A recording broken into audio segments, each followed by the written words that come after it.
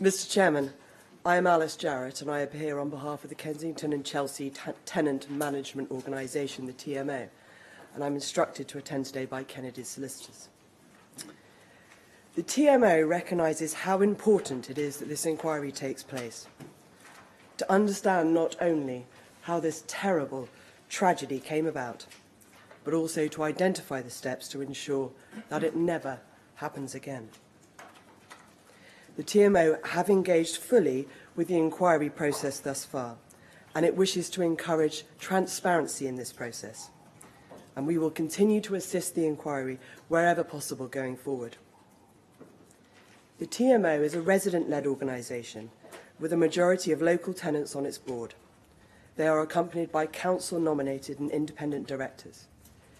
It deals with the estate management of approximately 10,000 properties within the council portfolio, including the Lancaster West Estate and, of course, Grenfell Tower.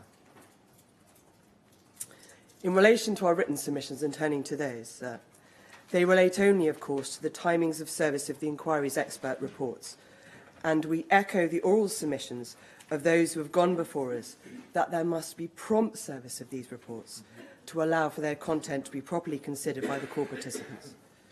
We welcome Mr Millett's of Queen's Council's acknowledgement in his opening yesterday that it is right that the timescales for service of such reports and any responses are carefully considered, and we too ask for proper time to review that disclosure. In respect of the two phases, of phases 1 and 2, we see the difficulties that have been expanded on in detail yesterday by others of separating the issues into two phases, whilst at the same time, of course, recognising that it may be a logistical necessity. And we support, therefore, whatever approach the inquiry concludes is appropriate in order to properly achieve the aim of addressing the issues that you, sir, have already identified.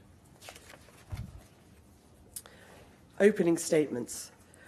We note that the inquiry team has envisaged that opening statements may be appropriate, and we would hope to make an opening statement at the beginning of both phases 1 and 2, addressing the issues relevant to each phase of the process in respect of each of those statements.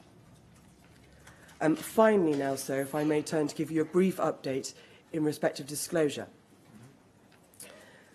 The TMO support the disclosure process being an open and transparent procedure. The TMO is a paperless organisation. All records are maintained electronically. Immediately following the incident, and with support of the Metropolitan Police Service, an independent digital forensic IT consultancy company was instructed to capture the totality of the TMO's electronic records since its inception in 1995.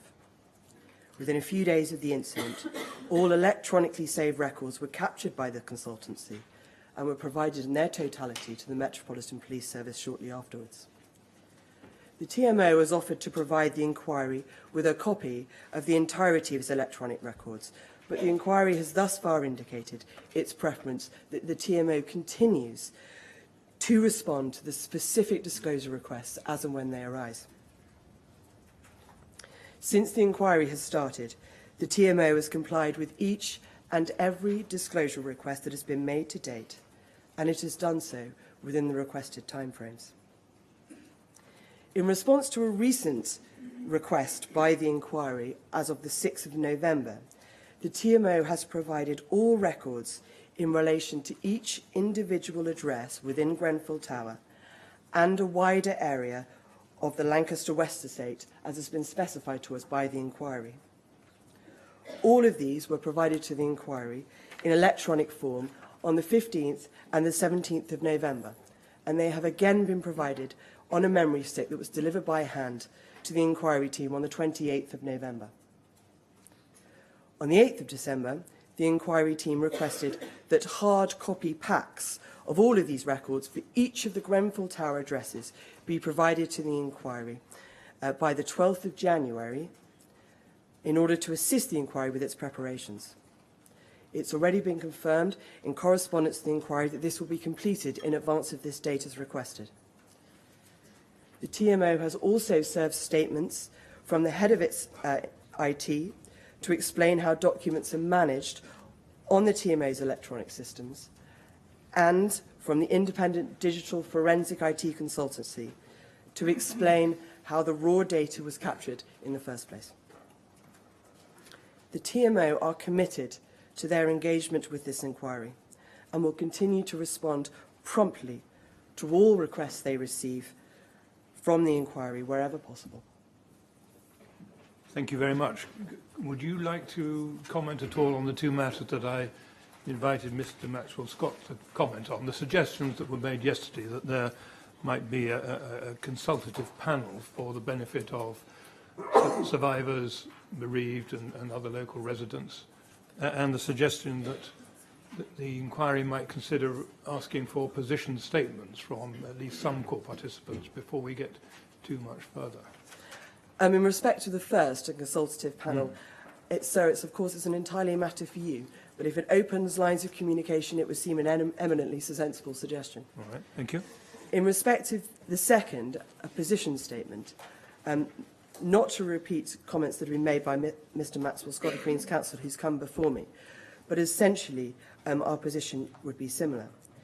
If it is that you would see that to be a sensible way forward, we of course do not object, and we would be happy to provide a position statement.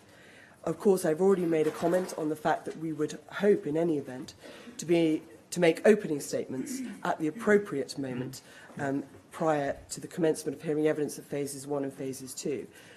My observation would be that in order to make that statement to be full and useful and assist the purposes of the inquiry, and to echo those who've made representations yesterday, we would require meaningful disclosure in order to properly prepare that statement. All right. Well, that's very helpful. Thank you very much indeed.